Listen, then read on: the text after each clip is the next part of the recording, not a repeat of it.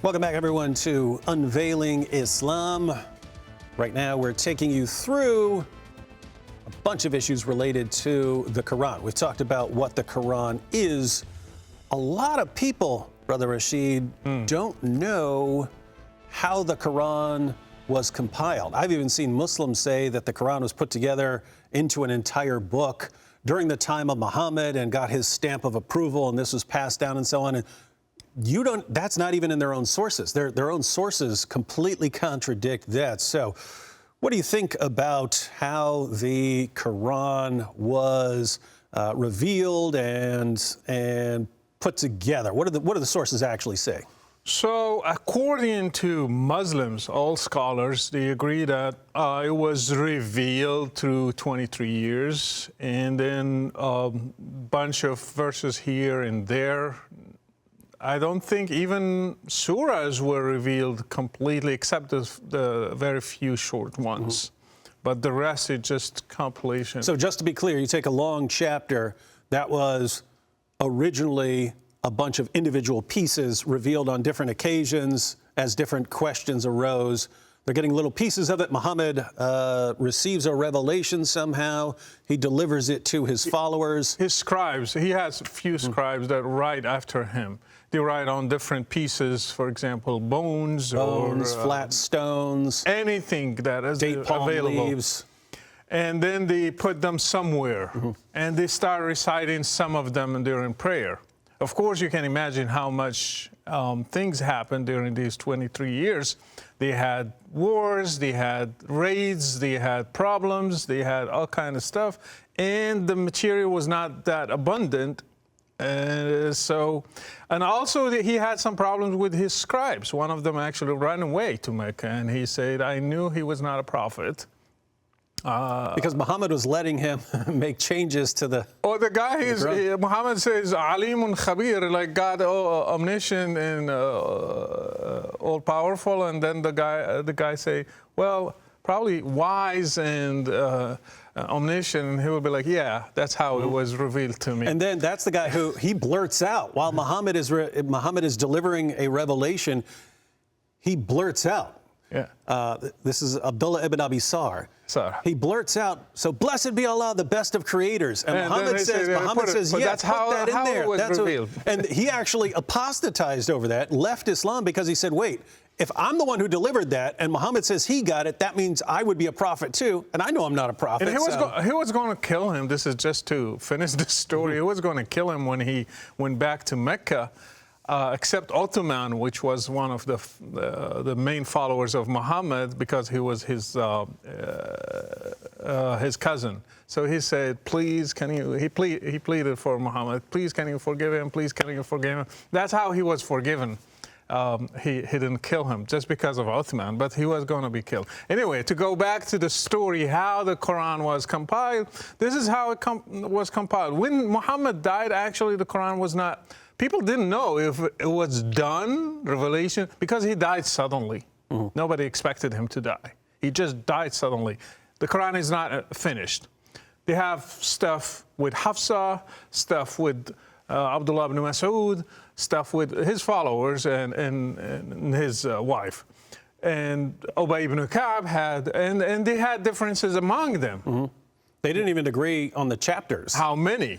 Yeah, some of them have less than 114, some of them has more than 114, and there was a big disagreement. And even Bismillah ar-Rahman ar-Rahim, the first sentence we start each chapter with it, they disagreed. Was it part of the Quran or just a sentence we start with it?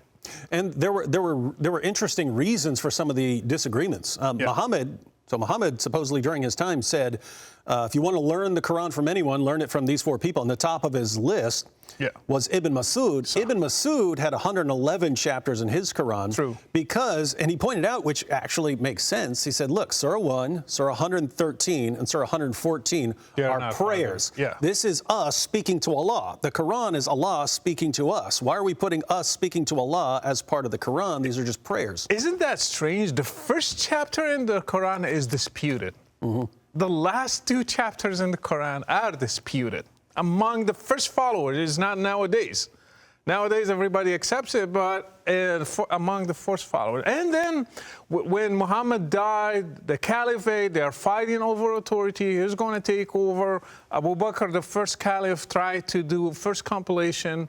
He tried his best, but still differences were among their followers. So when Omar came, and then after that Ottoman came, then he said, you know what, this is going to cause a lot of trouble. I have to eliminate all other copies and keep just one. So he burned all the Quran.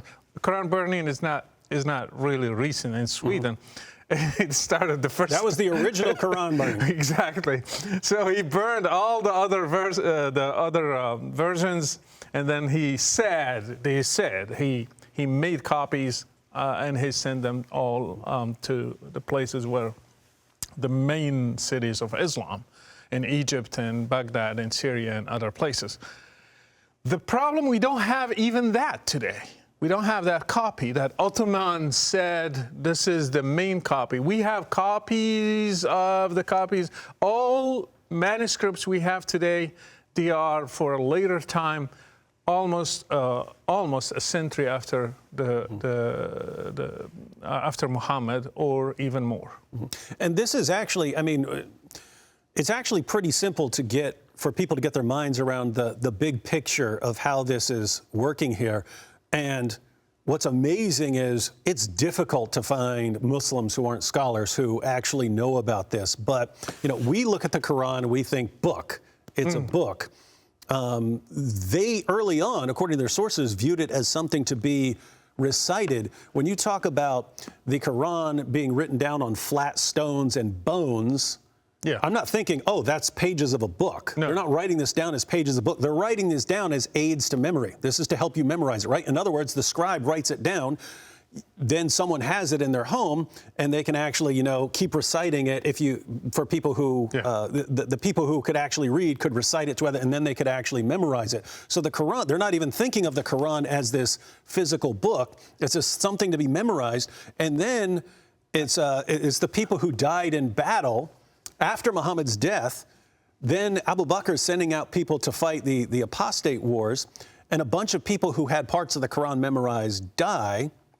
And then Abu Bakr says, we need a physical copy. We need a physical copy so we don't keep losing more and more of the Quran. Yeah. So what's amazing, the entire reason the Quran was put together as a physical book was because so much of it was being lost when the people were dying. And I'm sure that the Quran we have today is probably not even as close as to what was back in the days, because even during the time of Muhammad will be walking and he hears somebody praying, and then he's memorizing a certain verse, and he say, God have mercy on him because he reminded me of certain verses that That's Bukhari. I mean, this is amazing. This is in their own sources that Muhammad is forgetting the verses. Forgetting. So imagine the other ones. Yeah, he also says that Allah made him to forget. That's one of the weirdest thing ever. So he has to come up with a way to justify it. If you are the prophet of Allah and you're forgetting your own revelation, how are you going to explain it to me as a follower? So you have to come up with certain justification. You say, well, God made me forget it because he was going to erase it. Then why he revealed it? Then this guy still doesn't forget it. Oh yeah, Allah just erased it from your thumb drive, but he forgot that thumb drive. Yeah, and so Allah's making the Muslim community forget a verse, but one guy's memory is too strong. He missed him. And Muhammad is thankful towards him for remembering that. The problem is why he revealed it if he's going to erase it. Yeah. First place. So all to say that through history, the Quran went through many phases, and we lost certain chapters, we lost verses, we lost even some of the context of certain verses. Probably they were attached to others, and they were just separated because this guy had some, the other one had some. Even repetition in the Quran was caused because of that, because some verses are identical to other ones, and they exist in different chapters because you gathered them to a certain order. I gathered them to a certain order, so when we compiled everything, we have repetitions. We couldn't go through everything and eliminate the repetitions, so you just put them together. That explains why the Quran is just chaos in a book. Mm-hmm.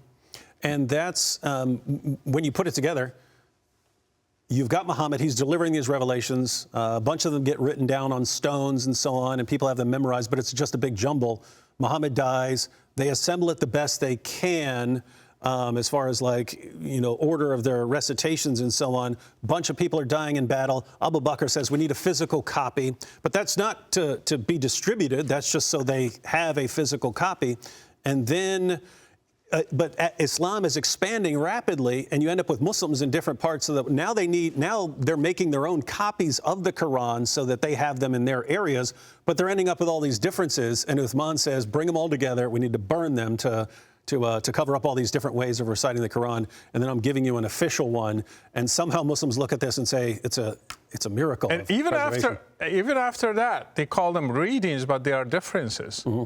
Even after that, after what Ottoman said, there are certain words, they are read or written differently. In Morocco, we don't have the same one as Saudi Arabia. Mm-hmm. We have warsh and they have hafs, and certain words, they are totally different from both mushafs. We have a different mushaf. So this is to say that the Quran is not what Muslims believe. As a kid, I believed that the Quran stayed always the same, didn't change. So as if the book was revealed to Muhammad, he gave it to his companions, and then we got it today. That's not really what happened. Not what happened at all. And I can just close with the words of Muhammad's companion Ibn Umar, who saw in the next generation of Muslims that people were claiming to have memorized the Quran, and he said, let none of you say that you have memorized the entire Quran. How do you know what most of it is when so much of it has been lost? That's Muhammad's companion. So when modern da'is, preachers, come to you and say otherwise, you might want to correct them.